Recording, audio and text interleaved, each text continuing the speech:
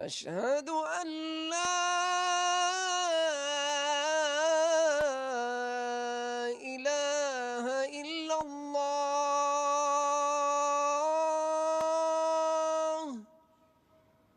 أشهد أن لا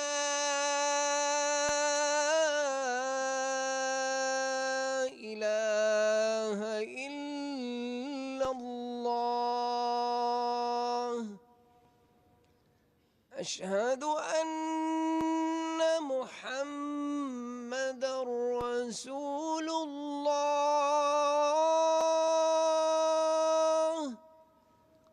أشهد أن محمدًا رسول الله.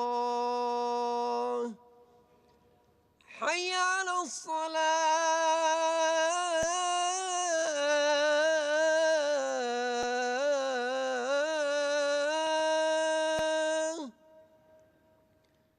حي على الصلاة.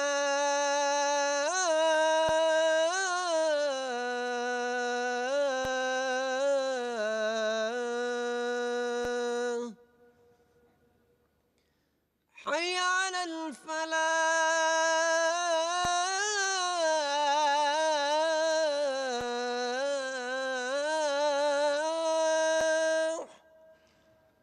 حي على الفلاح.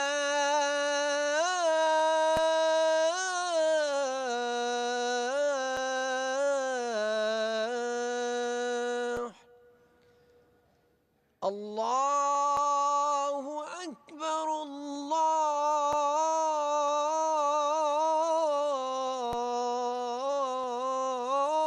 الله أكبر.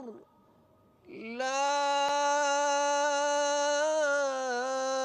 إله إلا الله.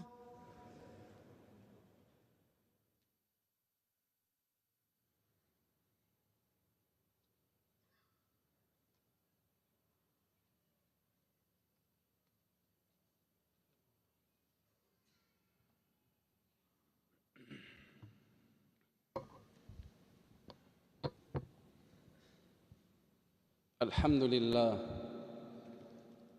الحمد لله حمداً يوافي ما تزايد من النعم، والشكر له على ما أولانا من الفضل والكرم. لا نحصي ثناء عليه هو كما أثنى على نفسه، ونسأله اللطف والإعانة في جميع الأحوال وحال حلول الإنسان في رمسه. والصلاة والسلام على البشير النذير، إمام المرسلين ونبي المهتدين ورحمة الله للعالمين، سيدنا محمد النبي الأمي الكريم، وعلى آله وأصحابه أجمعين. أما بعد، عباد الله، مما لا شك فيه أن الله سبحانه وتعالى قد اختص شهر رمضان المبارك بمزيد من الفضل والرحمات،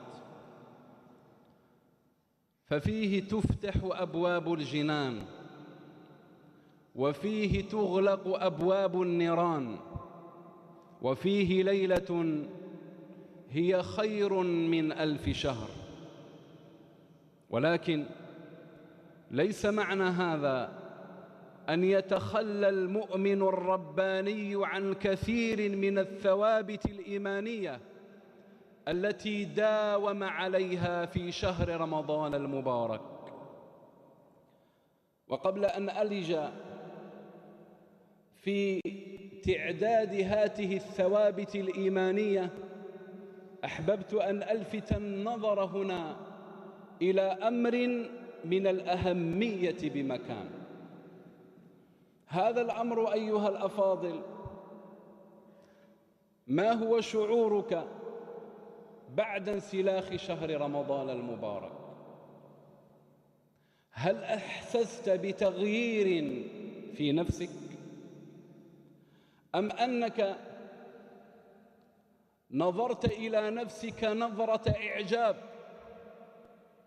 وظننت بأن هذه العبادة التي عبدت الله سبحانه وتعالى في هذا الشهر المبارك ستغنيك عن العبادات الأخرى؟ أيها الأحباب، إن بعض الناس ينظرون إلى عبادتهم في رمضان وكأن العبادات فرضت في رمضان فقط، فكثير من المسلمين ربما إذا انسلخ رمضان انقطع عن الصلاة وانقطع عن تلاوة القرآن، وزين له الشيطان عمله فنفث في روعه وأخبره بأنه قد انسلخ من رمضان وصحائفه مبيضة بعمله الصالح الذي قام به. الشيطان يعدكم الفقر ويامركم بالفحشاء، إن الشيطان لكم عدو فاتخذوه عدوا إنما يدعو حزبه ليكونوا من أصحاب السعير. إياكم والعجب أيها الأفاضل، إياكم والإعجاب بالنفس. قد يقول القائل: قد صليت التراويح كاملة وقد صمت رمضان، صمت أيامه صياما حسنا متقبلا، وقمت لياليه كلها، وختمت القرآن الكريم 4 مرات أو 5 مرات. فيحس بإعجاب، وهذا لعمري هو الخطر الأعظم. كان صحابة النبي عليه الصلاة والسلام يدعون ربهم بأن يبلغهم رمضان 6 أشهر، فإذا ما جاء رمضان وتململوا بين يدي ربهم أحسنوا عبادتهم وكابدوا وشدوا مآزرهم، فإذا ما انسلخ رمضان خافوا ألا يتقبل منهم، فدعوا الله سبحانه وتعالى ويدعونه 6 أشهر لأن يتقبل منهم. وهكذا كان السلف الصالح رضي الله عنهم وأرضاهم. أيها الأحباب، جاء في حديث مبارك، ولعمري إنه لحديث جميل ولكنه مخوف. قال عليه الصلاة والسلام: إن من أمتي أقواما أعرفهم يأتون يوم القيامة بحسنات أمثال جبال تهامة بيضاء. إن من أمتي أقواما أعرفهم يأتون يوم القيامة بحسنات أمثال جبال تهامة بيضاء، فيجعلها الله سبحانه وتعالى هباء منثورا عياذا بالله. ضعوا 1000 سطر تحت قول الصادق الذي لا ينطق عن الهوى: فيجعلها الله هباء منثورا. ثم قال عليه الصلاة والسلام: إنهم إخوانكم ومن أبناء جلدتكم ويأخذون من الليل كما تأخذون، أي يقومون الليل، يصلون التراويح، يتصدقون، ولكنهم، اسمعوا، ولكنهم إذا خلوا بمحارم الله انتهكوها. إذا أغلقوا الباب دونهم، إذا أغلق أحدهم الباب دونه وأرخى الستائر هتك حرمات الله سبحانه وتعالى، زنى عياذا بالله، شرب الخمر، أكل أموال الناس بالباطل، غش الناس، غش في تجارته، طفف الميزان، إلى غير ذلك من الأعمال التي ينبغي أن نقطعها. والسبب في ذلك مدرسة رمضان الذي يصقل القلوب ويبدد الظلمات. أيها الأحباب، اعلموا أن هناك ثوابت لا بد على الإنسان أن يداوم عليها بعد رمضان، ويسأل الله سبحانه وتعالى أن يثبته عليها.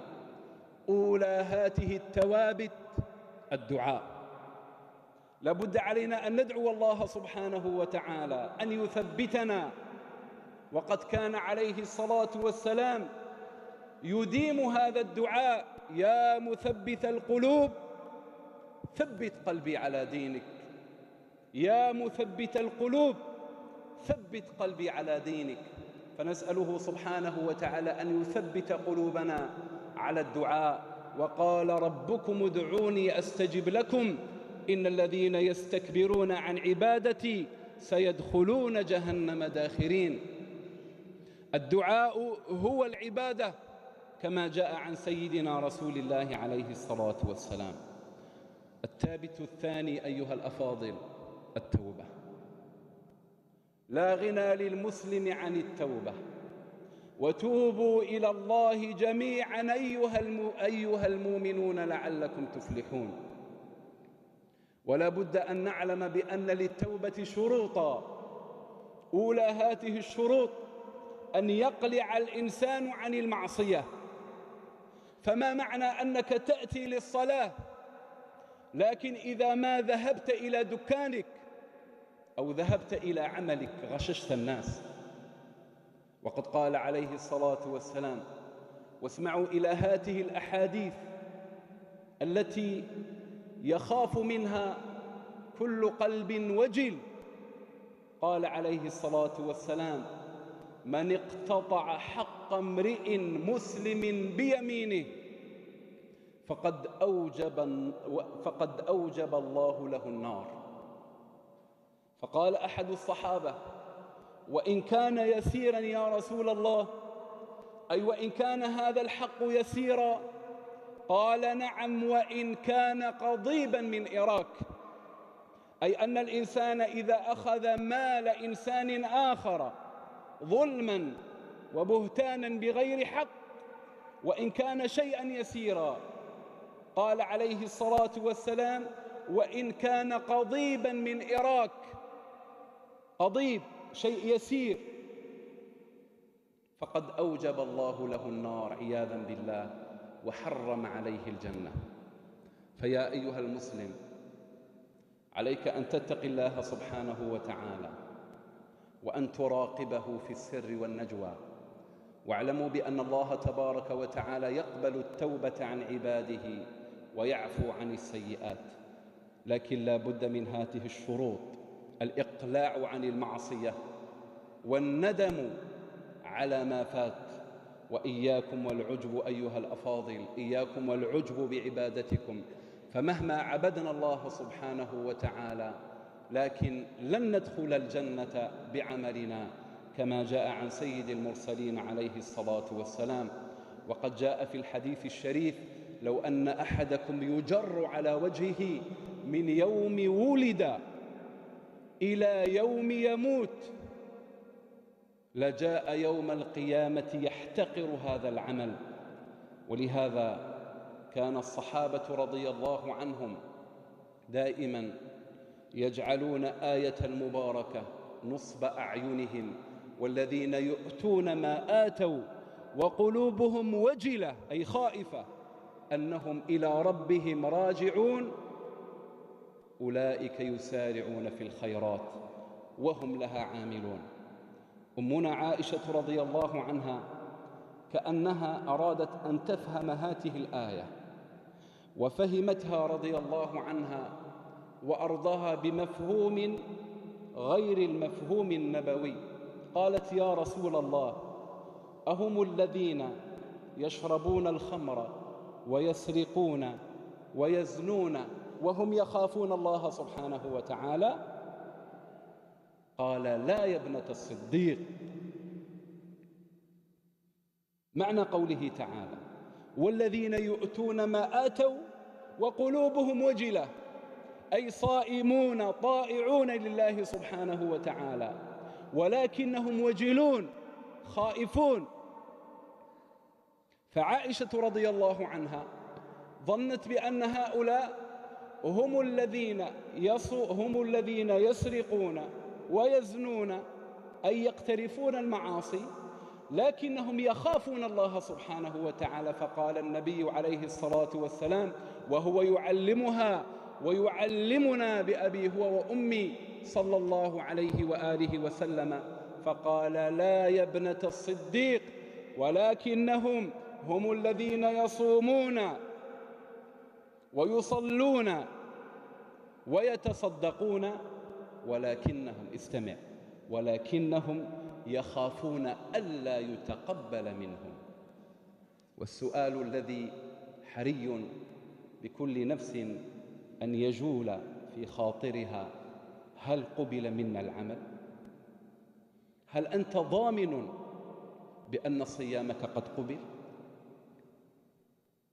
كان سلفنا الصالح رضي الله عنهم يهتمون بالقبول أكثر من العمل نفسه، حتى قال بعضهم: لو علمت بأن الله تبارك وتعالى قد قبل لي صلاة ركعتين لا أهتم بعدها.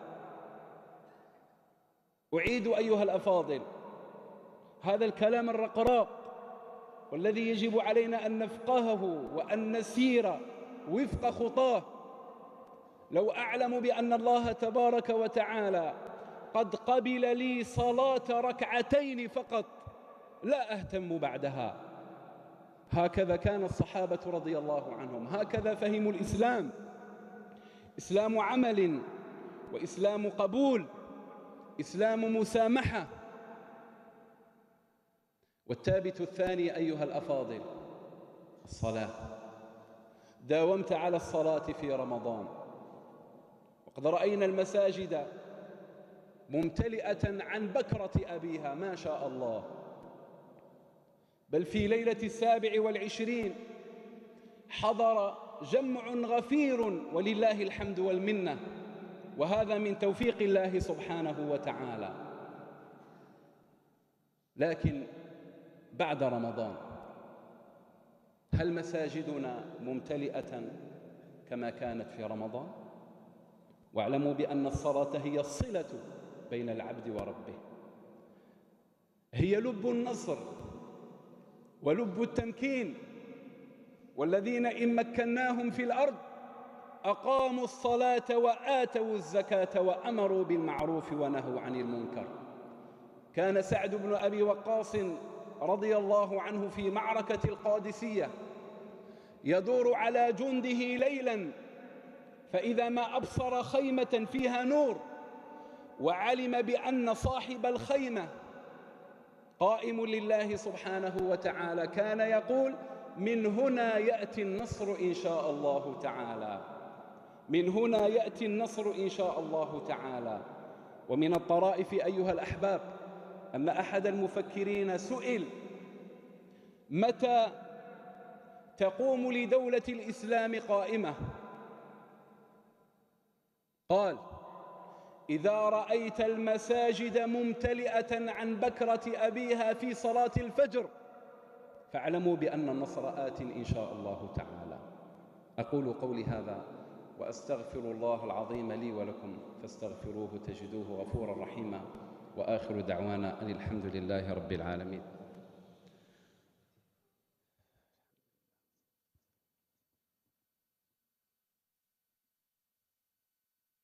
الحمد لله، الحمد لله أعظم علينا المنة وأعطانا القرآن والسنة، والصلاة والسلام على الحبيب الجليل محمد وعلى آله وصحبه ومن والاه. ثم أما بعد، إخوة الإيمان، من الثوابت الإيمانية التي ينبغي لكل مسلم أن يحافظ عليها بعد رمضان المبارك قراءة القرآن. اقرأوا القرآن فإنه يأتي يوم القيامة شفيعا لأصحابه. اقرأوا حروفه وتدبروا معانيه. وقال الرسول: يا رب إن قومي اتخذوا هذا القرآن مهجورا. واعلموا أيها الأفاضل أن الإنسان إذا هجر القرآن الكريم فقد هجر روحه. فكيف يعيش الإنسان بلا روح؟ وكيف يعيش الإنسان بلا نفس زكية طيبة؟ كيف يتسنى للمسلم أن يداوم على قراءة القرآن الكريم في رمضان، وأن يتلذذ بمعانيه، وأن يعمل بمقتضاه، ثم يتخلى عنه بعد رمضان؟ اعلموا أيها الأحباب أن من علامات القبول الحسنة بعد الحسنة. فكيف تعرف نفسك بأن العمل قد قبل في رمضان؟ إذا داومت على هذا العمل. فإذا داومت على هذا العمل بعد رمضان فاعلم إن شاء الله تعالى أن العمل قد قبله ربنا سبحانه وتعالى. وإن من العلامات كذلك أيها الأحباب التوبة النصوح والدعاء كما أسلفت الحديث. ثم أخيرا وليس بأخير أن يتلذذ الإنسان بعد رمضان. هاته العبادة: الصلاة، الصيام، قراءة القرآن الذي تلذذت بها في شهر رمضان ينبغي أن يستمر طعمها وأن يستمر ذوقها بعد رمضان المبارك. فإذا ما أحسست من نفسك بأنك لم تتغير، وأنك باق متشبث بمعصيتك، وأنك باق على الحالة التي دخلت بها إلى رمضان، فاعلم بأن العمل لم يقبل عياذا بالله. اقرأوا القرآن أيها الأفاضل واعملوا بمقتضاه وتدبروا معانيه. واعلموا بأن في تاريخ البشرية كلها لم يحصل أن أقام إنسان دولة كاملة بكتاب. لم يكن هذا إلا لنبينا صلى الله عليه وآله وسلم. ولهذا إذا رجعنا إلى القرآن الكريم نصبح في العوالي إن شاء الله تعالى، ونرتقي كما قال تعالى: إن هذا القرآن يهدي للتي هي أقوم ويبشر المؤمنين الذين يعملون الصالحات أن لهم أجرا كبيرا وأن الذين لا يؤمنون بالآخرة أعتدنا لهم عذابا أليما. ومن الثوابت أيها الأحباب ذكر الله سبحانه وتعالى. داومت على الذكر في رمضان، فينبغي عليك أن تديم هذا الذكر. وقد قال عليه الصلاة والسلام: إن مثل الذي يذكر الله تعالى والذي لا يذكر الله تعالى كمثل الحي والميت. كمثل الحي والميت. وقد أناط ربنا سبحانه وتعالى ذكره لنا بذكرنا له، فقال: فاذكروني أذكركم واشكروا لي ولا تكفرون. بل إن هناك حديث أيها الأفاضل جميل رقراق. هذا الحديث وحديث صحيح في أعلى منتهى الصحة. قال عليه الصلاة والسلام: ألا أخبركم بأفضل أعمالكم وأزكاها عند مليككم وأرفعها لدرجاتكم وخير لكم من إنفاق الذهب والفضة وخير لكم من أن تلقوا عدوهم فتضربوا أعناقهم ويضربوا أعناقكم؟ قالوا: بلى يا رسول الله. قال ذكر الله سبحانه وتعالى: يا أيها الذين آمنوا اذكروا الله ذكرا كثيرا وسبحوه بكرة وأصيلا. ومن الثوابت أيها الأفاضل صلة الأرحام.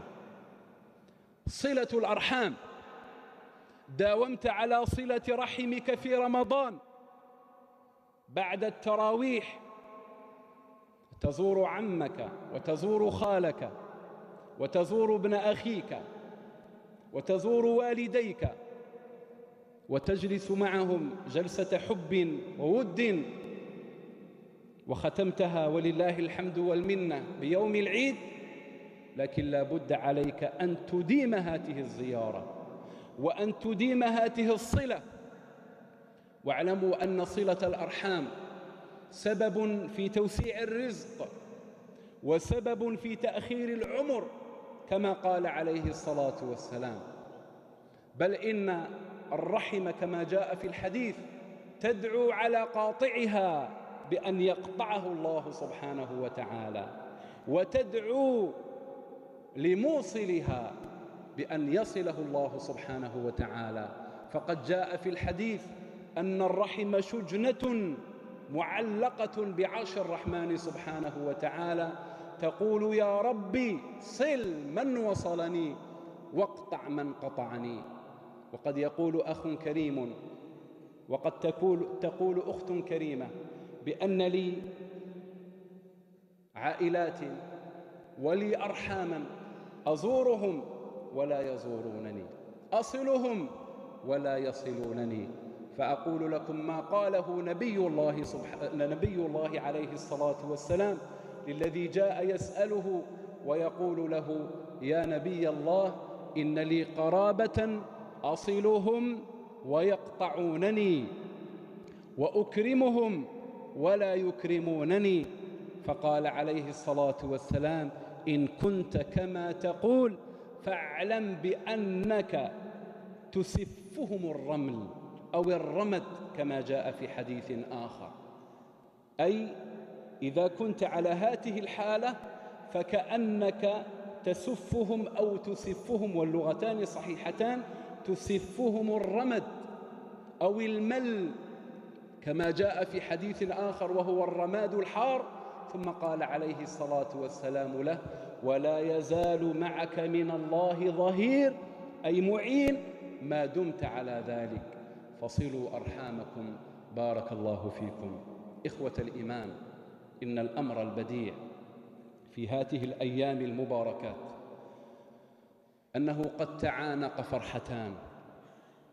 قال عليه الصلاة والسلام: للصائم فرحتان، فرحة عند فطره وفرحة عند لقاء ربه. ولنا فرحة ثالثة أيها الأفاضل معاشر الجزائريين، فرحة عيد الاستقلال المجيد. هذه الذكرى التي هي بمثابة ثمرة شعب رفض الذل والهوان، ناطح استدماراً، كان في ذلك الزمان من أقوى دول العالم، ناطحه ليسترجع تلكم الكرامة ويسترجع تلكم الأنافة. هذه الذكرى أيها الأفاضل حري بكل جزائري أن يعتز بها، لأن هذه الذكرى تعتبر بمثابة استمرار لما تركه البواسل، الشهداء الأبرار الذين بذلوا النفس والنفيس في سبيل حريتنا وفي سبيل أماننا. أسأل الله سبحانه وتعالى لهم الرحمة، وأن يجعلهم الله سبحانه وتعالى في أعلى عليين. هذه الذكرى أيها الأفاضل جاءت على قلوب الجزائريين متزامنة مع فرحة عيد الفطر، ومن حقنا أن نفرح بالحدثين معا. قل بفضل الله وبرحمته فبذلك فليفرحوا. يجب علينا أيها الأحباب أن نعي أمرا مهما، وهو أن الذين ماتوا في سبيل الوطن وماتوا في سبيل أن نحيا أعزاء، أن نحيا كرماء، أن نحيا شرفاء. هؤلاء الذين ماتوا قد تركوا لنا هذه الأمانة.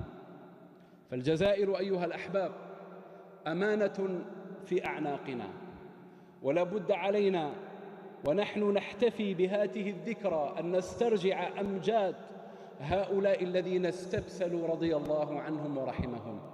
هؤلاء الشباب الذين لم يتجاوز الكثير منهم 30 من عمره فضل بأن يموت لتحيا أنت أيها الجزائري، فضل بأن يستشهد وأن يعذب من أجل أن تحيا أنت مشرئب العنق.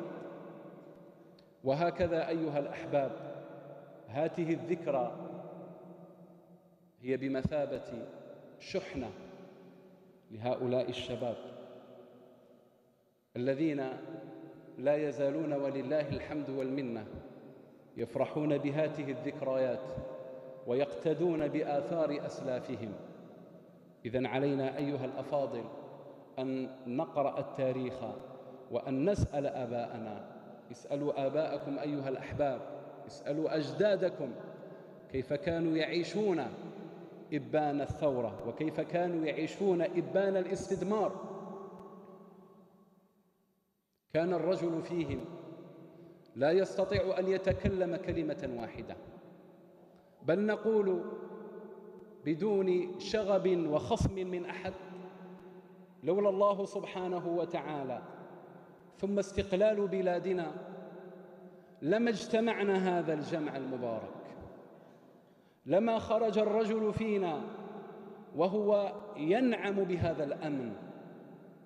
ولهذا من حقنا أن نفرح، ومن حقنا أن نشكر الله سبحانه وتعالى على نعمة الحرية، ومن حقنا أن نشكر الله سبحانه وتعالى على نعمة الأمن والذي انبثق من ما يسمى بقانون الوئام المدني.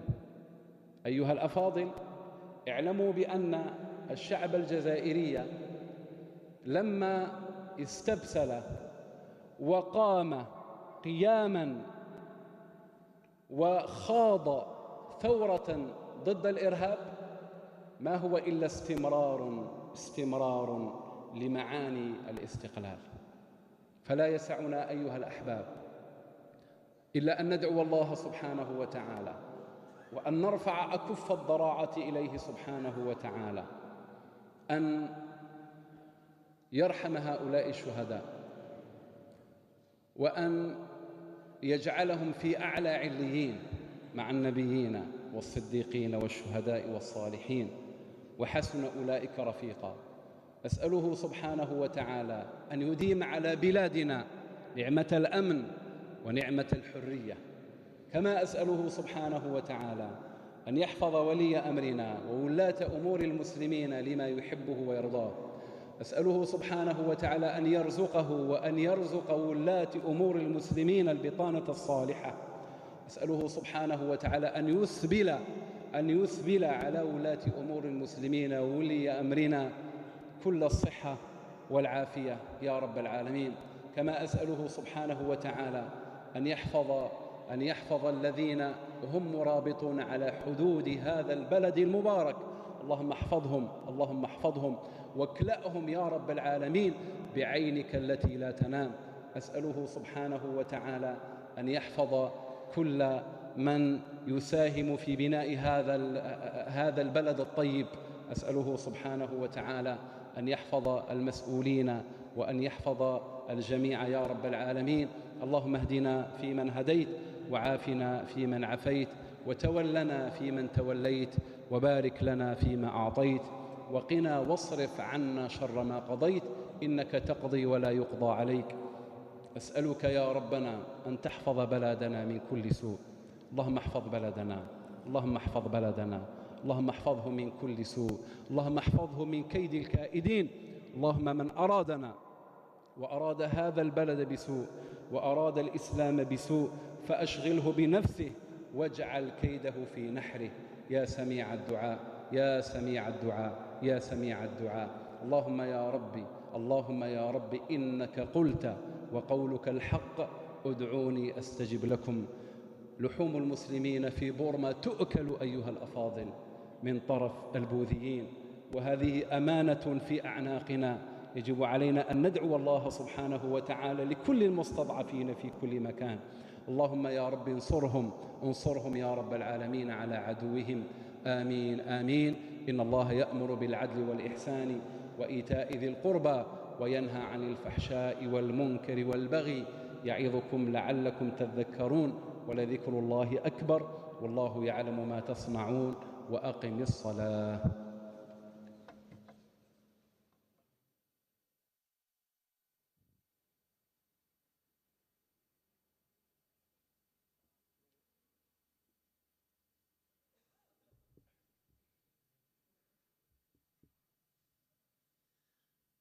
الله أكبر الله أكبر، أشهد أن لا إله إلا الله، أشهد أن محمد رسول الله. حي على الصلاة حي على الفلاح، قد قامت الصلاة. الله أكبر الله أكبر، لا إله إلا الله.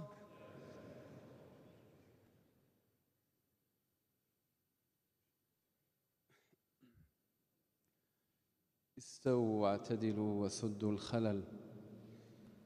استووا واعتدلوا وصلوا صفوفكم. سووا صفوفكم فإن تسوية الصفوف من تمام إقامة الصلاة. الله أكبر.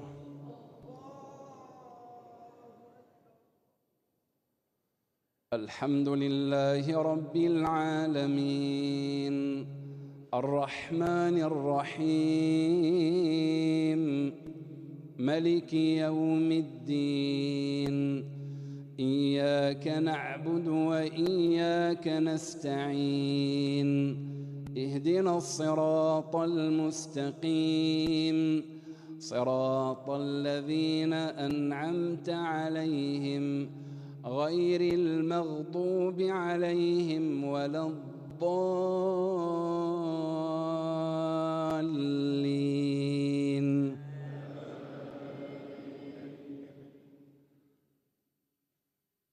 إن الذين قالوا ربنا الله ثم استقاموا تتنزل عليهم الملائكة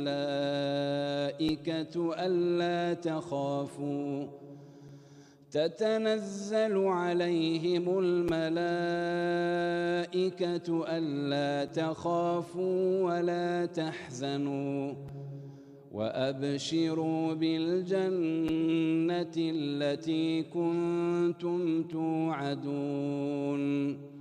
نحن أولياؤكم في الحياة الدنيا وفي الآخرة، ولكم فيها ما تشتهي أنفسكم ولكم فيها ما تدعون. نزلا من غفور رحيم. ومن أحسن قولا ممن دعا إلى الله وعمل صالحا وقال إنني من المسلمين. ولا تستوي الحسنة ولا السيئة، ادفع بالتي هي أحسن فإذا الذي بينك وبينه عداوة كأنه ولي حميم.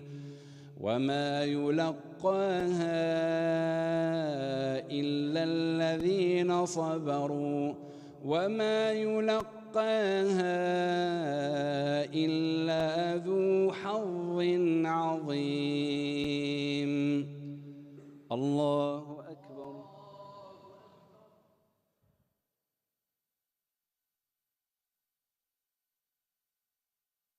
سمع الله لمن حمده.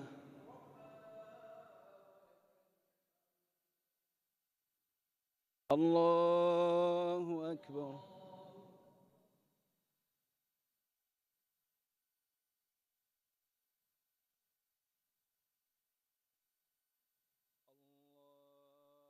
الله أكبر.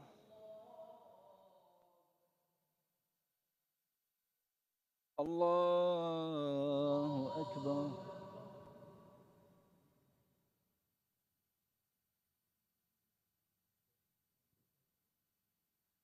الله أكبر. الحمد لله رب العالمين الرحمن الرحيم ملك يوم الدين إياك نعبد وإياك نستعين اهدنا الصراط المستقيم صراط الذين أنعمت عليهم غير المغضوب عليهم ولا الضالين.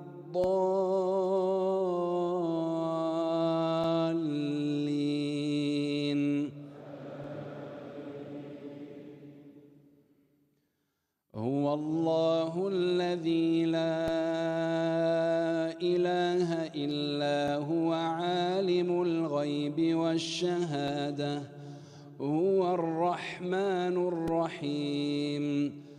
هو الله الذي لا إله إلا هو الملك القدوس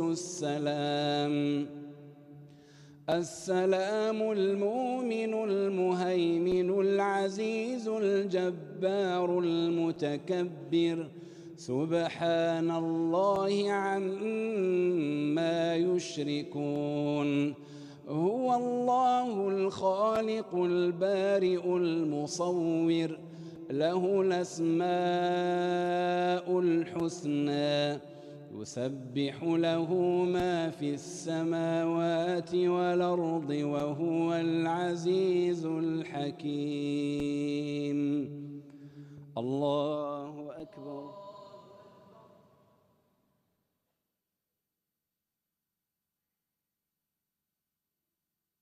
سمع الله لمن حمده.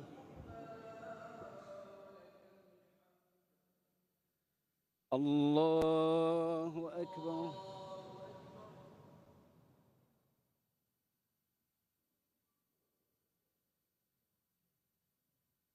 الله أكبر.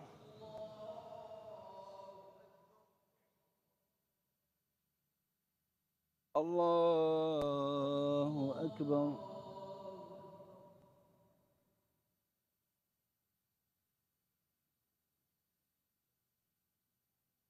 الله أكبر.